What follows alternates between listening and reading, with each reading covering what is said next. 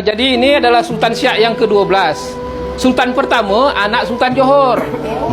Itu hubungan dengan Malaysia. Dulu kita ingat Melayu ni di sini ya, di Semenanjung, tapi kita lihat hari ini melalui kajian sains ya dan DNA, Melayu berada di Madagaskar, di New Zealand. Orang asli ya, orang asli di New Zealand ni adalah orang Melayu. Di Hawaii ni orang asli dia orang Melayu. Tonga, Samoa ya, dekat sini ya, kepulauan Polinesia ni. Tidak, kami dari Malaysia, Kuala Lumpur. Ni namanya Saya Sulaiman bin Atan. Panggil Budak-budak panggil Pak Long. Pak Long. Sulaiman. Tak. Sangat Yang bestnya bahasa tu sama. macam mana lah kita. Ya, kita bagi ke sejarahnya. Assalamualaikum warahmatullahi wabarakatuh. Jumpa lagi bersama saya Iki. Gimana kabar-kabar saudara-saudara, sahabat-sahabat saya? Semoga kabar kalian selalu baik-baik saja, dilindungi oleh Allah Subhanahu wa taala, dijauhkan dari segala bala musibah dan diberi umur panjang. Amin ya robbal alamin. Oke deh, seperti biasanya Iki akan nge-reaction sebuah video yang terjumpa lagi di TikTok. Dan di video kali ini buat kalian semua yang fobia Melayu ataupun gak suka dengan suku Melayu, kalian boleh skip video ini, gak usah ditonton, karena video ini tentang sejarah Melayu, tentang kesultanan pokoknya yang berada di Indonesia dan yang berada di Malaysia. Itulah apa namanya ya, indahnya suku Melayu ataupun bangsa Melayu. Disebut adalah serumpun. Penasaran kan videonya seperti apa? Jom kita simak bersama-sama. Tapi sebelum simak, jangan lupa dulu dong sokong channel ini dengan cara apa? Subscribe, like, comment, and share-nya. Apa-apa benda, komen dekat bawah. Janji jangan begaduh. Yang suka begaduh tak payah layan, rek. Itu memang gak suka tentang sejarah. Ya, jadi ini adalah Sultan Siak yang ke-12. Sultan pertama anak Sultan Johor. Itu hubungan dengan Malaysia. Jadi ini Sultan Siak yang ke-12. Sultan 1 sampai 6 masih Melayu asli. Tapi 7 ke 12 ini keturunan Rasulullah, nasabnya nyambung ke Rasulullah. Umur 22 tahun dia diangkat menjadi sultan. Umur 75 tahun dia meninggal. Meninggal di Pekanbaru, dibawa ke sini, dimakamkan secara militer. Yang menjadi inspektur upacara pada waktu itu Gubernur Riau, Mayor Jenderal Arifin Ahmad. Oleh negara Indonesia dia mendapat bintang Mahaputra. Jadi bintang Mahaputra ini adalah tanda jasa tertinggi yang dikeluarkan oleh negara Indonesia. Dan pada zaman Presiden B.J. Habibie diangkat menjadi pahlawan nasional. Ini permaisuri, isteri yang keempat, mertua, paman, di belakang itu ada panglimanya. Itu yang ada di sini. Baik, para jemaah semua, saya sekarang berada betul-betul di bawah Balai Adat Pulau Penyengat, yang mana terletak satu perigi dekat bawah ni, bersama dengan Ustaz Pak Anwar. Pak Anwar, kongsikan sikit sejarah perigi ni. Kalau zaman dulu ini, pelaut-pelaut itu nelayan, berlayar, keputusan air, singgahlah di pulau ini. Bekalannya habis. Sampai di pulau ini tidak tahulah nama pulaunya. Dulu depan ni hutan semak. Hutan ni lah. Semak. Sampai ke arah sebelah laut tu. Laut. Baik. Jadi naiklah pelaut itu mencari perigi. Jumpalah perigi kerajaan ini. Sudah mengambil, waktu memikul keluar, tanpa sadar itu tersentuhlah disengat sarang tawon, itu lebah. Sarang penyengat. Orang Melayu panggil sarang penyengat. Sarang penyengat itu lebah. Jadi pulau inilah yang digelarnya Pulau Penyengat. Masya Allah. Itulah sebenarnya nama Pulau Penyengat, para jemaah semua. Air ni kuasa Allah Subhanahu Wa Taala. Bisa menyembuhkan lah. Kalau diizin Allah, inilah kita mengambil berkahnya pulau ini. Pulau Penyengat ini pulau berdua. Barakallahu fiik. Jadi kalau diizin Allah, apa yang diniat tapi untuk kebaikan. Barakallahu fiik. Niat aja selawat, yang mohon dia pada Allah. Ke depan sikit. Boleh langsung diminum. Bismillah. Alhamdulillah sudah diteliti. Bismillah. Cepat minum ya. Bismillah. Tidak masin, tidak payah. Tak ada rasa masin, tak ada rasa apa ya. Sangat luar biasa. Bismillah. Allah Akbar. Enak airnya. Terima kasih Pak Anwar. Ya, sama-sama. Ustaz doakan mudah-mudahan Pak Anwar diberikan kesihatan yang berpanjangan oleh Allah Subhanahu Wa Taala dan mampu untuk jaga sejarah Kesultanan Riau ni dengan baik, insya-Allah.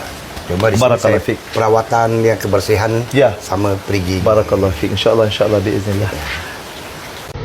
Jadi simbol warna Melayu ini kan kita kuning biasa ditekan dengan kerajaan. Kerajaan, raja. Diraja. Ya. Karena hijau itu biasa dengan ulama. Islam. Barakallah. Kalau hitam dengan orang-orang adat. Ini identik Melayu nih. Hijau, kuning, merah untuk masyarakat biasa. Untuk masyarakat. Tapi sebelum itu, sebelum ini ada sebetulnya putih kita juga pakai. Iya. Kenapa? Ada putih. Sebelum Sang Sapurba membuat perjanjian dengan Demang Lebar Tahun, kita baca sulat-sulatin lagi di situ.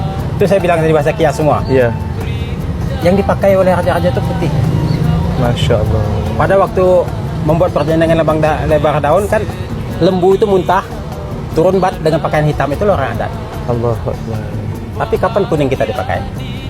Pada waktu Sultan Mansur Shah berhubungan dengan mendapat baju kebesaran dari Cina yang warna kuning, itulah Kita mulai pakai. kita mulai pakai kuning. Nah, jadi kuning betul boleh nak kita masyarakat biasa boleh, tapi tak boleh satu apa? Satu pakaian. Kalau kita bilang satu style di sini. Ya, dari semuanya putih tak boleh. Kuning. Tak digalak. Boleh kalau anak kuning, baju kuning, celana kuning, tapi samping tak boleh kuning. Mesti kena hitam ke? Itu dia. Tapi dia kalau kuning dari atas ke bawah berarti dia Sultan. sultan. Okey, terima kasih banyak. Yang tu je bab. Saya tanya terima kasih banyak. Barakallah. Beliau tadi tuh orang Malaysia, seorang ustadz pergi bersejarah ke Indonesia kayak gitu ya. Kayak gitu ya. Dan di video selanjutnya masih kita jumpa ini ya. Melayu Kepulauan Riau Indonesia. Nah, buat kalian yang nggak tahu, bahasa Nusantara itu adalah bahasa Melayu, jadi buat kalian yang fobia Melayu ataupun yang nggak seret gitu ya dengan video-video Mas Ikinya, gak usah tonton, skip saja, oke? Jom kita simak bersama-sama. Ini orang Malaysia terjumpa dengan orang Riau, terus orang Malaysia nih kaget gitu. Lah, kok sama bahasanya gitu. Nah, ini penjelasannya. Jom kita simak bersama-sama, Setidak-tidak kita ada satu hati lah masyarakat tu. So Nama nama di Singapura tidak, kami dari Malaysia, Kuala Lumpur. Ni namanya Saya Sulaiman bin Atan. panggil Budak-budak panggil Pak Long. Pak Long. Sulaiman. Tak. Mudah sangat ni kan. Yang bestnya bahasa tu sama. Macam mana lah kita balik ke sejarahnya. Dari sana. Itu. Kan dari Johor, dari Kota Tinggi. Itulah. Kita memang di sana. Macam mana lah. Cuba ada beda sikit lah. Sikit kena pasal apa. Sana banyak orang Europe kan. Jadi dia punya apa. Dia slang dia dah. Itu lain. Ya. Bahasanya pun lain. Sikit pun kenapa beda sikit. Yalah. Sebab Pak Long pergi Melaka. Pergi mana ke budak-budak memang tak nyangka Pak Long ni orang apa. Tu bahasanya. Pakcik ni orang mana sebenarnya? Ya Allah, lama-lama Pak Long tunjuk pasport. Dia pula tak ada elok pun. Apa kita orang Melayu. Itulah. Bangga kan kita. Bukan nama lagi. Apa lagi kita dapat sekarang, kita memang pelan-pelan kita satu balik. Satu balik. Kalau ikutkan kita satu yang cukup besar. Cukup banyak kita. Betul. Jadi pelan-pelan tak boleh. Satu rangkuman Melayu tu cukup jangan besar sampai kan. hilang kalau dapat. Kita okeylah, majulah. Tak ada. Habis ni siapa yang uruskan adalah penduduk setempat ataupun macam mana? Jadi awal dia masa-masa di kebun sana nak. Kebun di hutan-hutan. Okey. Jadi kita pergilah ke masyarakat siapa nak ambil ini ada kita dapat cerita ini, kita tahu tempat dia. Jom kita anulah kerja. Okey.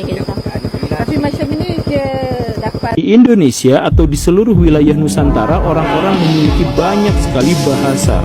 Tetapi semua dari mereka itu akan paham kalau ada penutur orang-orang yang menggunakan bahasa Melayu.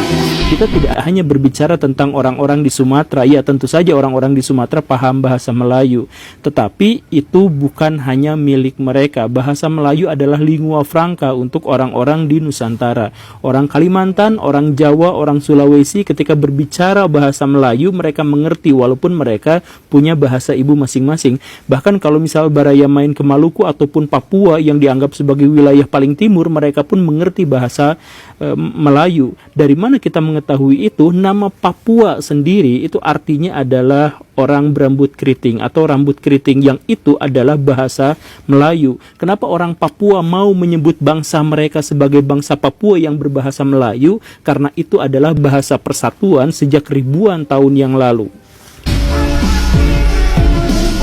Kata Mas Iki dulu tuh ya bangsa Melayu ini ya adanya cuma di Brunei, Malaysia, Indonesia, Singapura, Thailand, Vietnam, Kamboja, mana lagi mohon maaf kalau lupa. Tapi di video kali ini Mas Iki terjumpa lagi sesuatu tentang ini profesor, nggak tahu cikgu, nggak tahu siapa ya. Beliau mengatakan di New Zealand ada juga bangsa Melayu. Wah, luar biasa sekali ya, bangsa Melayu adalah, dan beliau mengatakan juga ada 400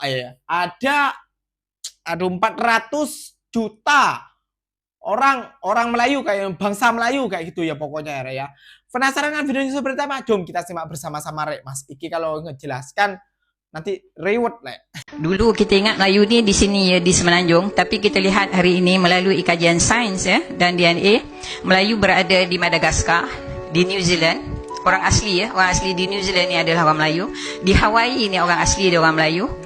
Tonga Samoa ya, dekat sini ya, kepulauan Polinesia ni, Filipin, Borneo ni semua adalah termasuk Champa ya, dan selatan Burma adalah orang Melayu. Ya, selatan Burma itu kita panggil orang Mon ya. Orang Mon itu adalah orang Melayu.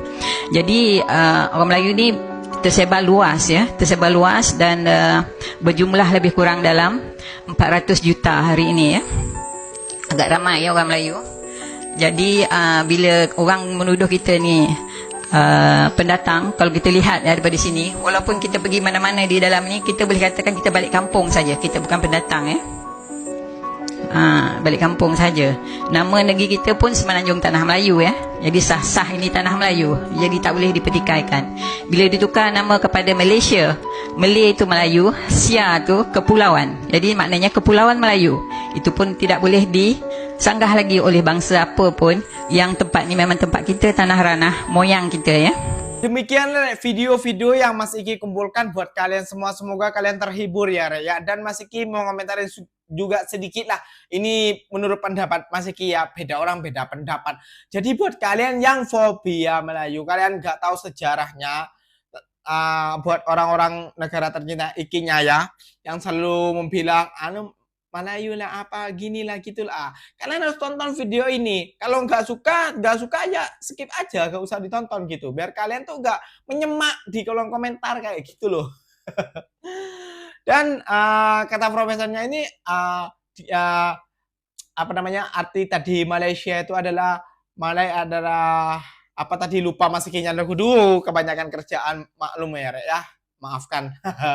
Jadi buat kalian yang fobia, lihat sejarah dulu bahwa Melayu itu adalah bangsa yang sangat besar kayak gitu ya. Jadi jangan remehkan kayak gitu, oke?